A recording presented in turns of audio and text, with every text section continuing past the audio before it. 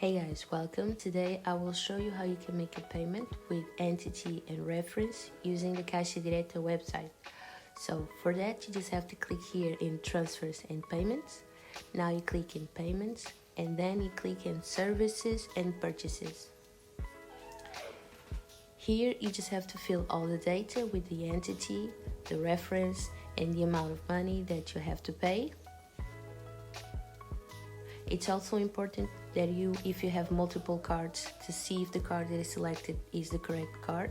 Okay, once you finish to fill all this information, you just have to click in continue. The next step is to confirm if the information is all correct and then click in continue again. And now to finish the payment, you just have to put a code that will be sent by SMS to your phone. And then you click in complete payment. And as you can see, the payment was made successfully. So it's all for today. I hope I helped you and have a nice day. Bye bye.